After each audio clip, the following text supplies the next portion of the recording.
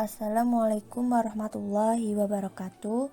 Kami dari kelompok 7, mata kuliah Kapita Selekta Matematika, akan membahas sedikit tentang pengantar statistik yang beranggotakan saya sendiri, Adinda Wulandari, dan rekan saya ada Anggita Tri Agustina, Irma Zaidah, Uvi Fitriani, dan Nendi Muhammad Budiaji.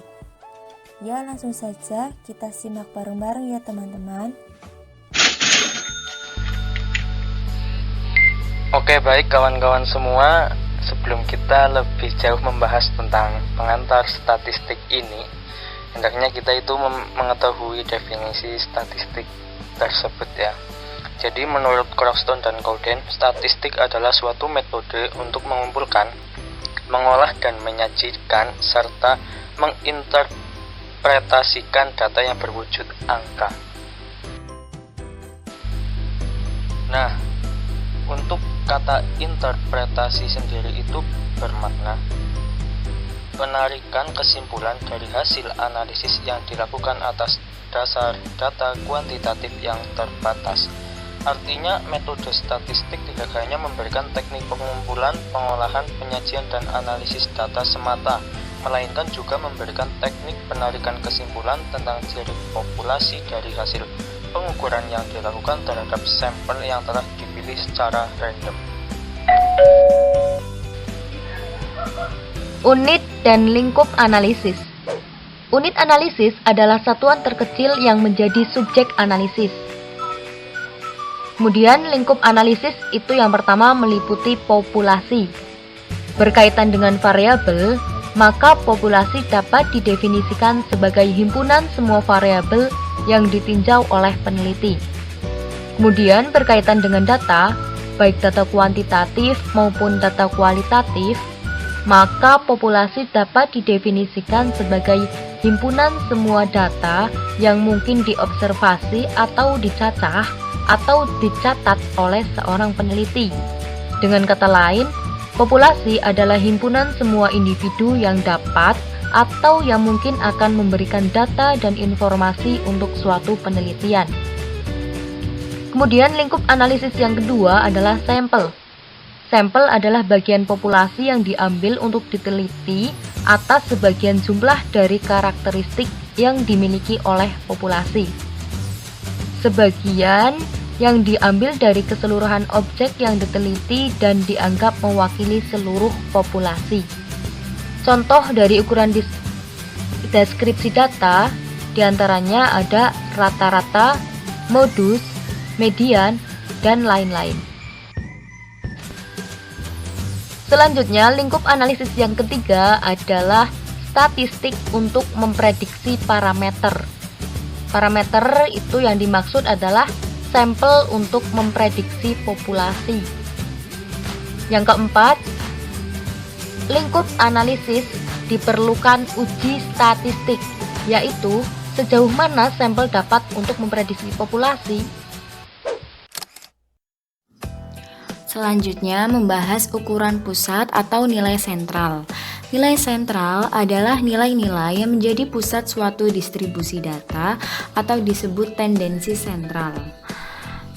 Yang pertama itu ada mean atau rata-rata data, modus yaitu data yang sering muncul, dan median atau data titik tengah. Yang pertama kita akan membahas mean. Mean yaitu rata-rata. Jumlah nilai-nilai dibagi dengan banyaknya individu. Kita bisa lihat di situ ada rumusnya, yaitu jumlah X dibagi N. X adalah nilai-nilainya, N adalah banyaknya nilai. Nah, ada contoh data. Kemudian kita hitung min-nya, jumlahkan nilai-nilainya dibagi dengan banyaknya nilai. Ya, 75 dibagi 5 sama dengan 15. Jadi rata-ratanya itu 15. Selanjutnya modus. Modus yaitu nilai atau variabel data yang mempunyai frekuensi yang paling tinggi dalam distribusi data. Ya, bisa kita lihat ya, modus dari data tersebut adalah 8. Karena nilai 8 mempunyai frekuensi yang paling tinggi, yaitu ada 4. Ya. Ya, kita membahas selanjutnya yaitu median.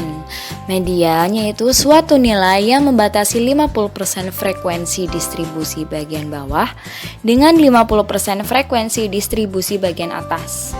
Nah, rumus yang pertama yaitu distribusi frekuensi genap. Jadi, median sama dengan xn per 2 plus x n per 2 plus 1 per 2. Dengan x yaitu nilai x dan n itu banyaknya nilai. Nah, di sini ada contoh datanya ya teman-teman. Kita akan mencari median dari data genap karena n-nya itu 6 atau banyaknya nilai. 6 itu kan genap. Jadi, kita hitung datanya. Kita mencari xn per 2. Xn per 2 yaitu x 6 per 2 sama dengan 3. Jadi datanya itu x3 atau data ketiga. Nah, data ketiganya itu 15. Kemudian plus xn per 2 plus 1. Jadi 6 per 2 sama dengan 3 ditambah 1. Jadinya x4. X4 ini yaitu data keempat. Nah, data keempatnya itu 17. Nah, dari rumusnya kita bisa lihat 15 ditambah 17 dibagi 2 sama dengan 32 per 2 sama dengan 16. Jadi ditemukan mediannya yaitu 16. Selanjutnya distribusi frekuensi ganjil. Nah, distribusi frekuensi ganjil itu M sama dengan xn plus 1 per 2. X yaitu nilai X, N yaitu banyaknya data. Kemudian kita cari, ada data di situ, kita cari mediannya. Nah, karena datanya ganjil, kita pakai rumus ini.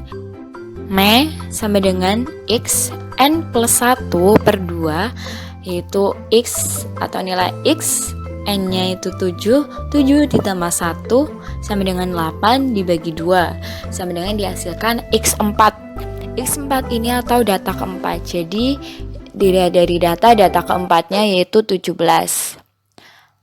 Jadi median dari data tersebut adalah 17. Ya, poin selanjutnya yang terakhir yaitu pengukuran dispersi.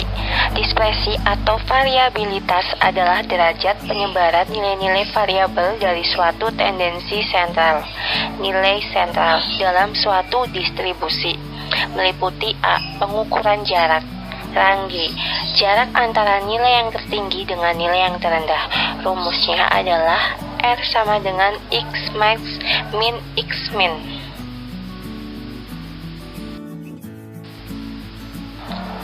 Yang B, pengukuran divisi kuartil. Jarak antara kuartil 3 K3 dengan kuartil 1 K1. Rumusnya yaitu R sama dengan K3 min K1. Yang C, pengukuran divisi rata-rata atau MD. Rata-rata dari divisi nilai-nilai dari rata-rata dalam suatu distribusi diambil nilainya yang absolut, yaitu benar. Rumusnya, MD sama dengan sigma IN sama dengan 1 XI min M per N.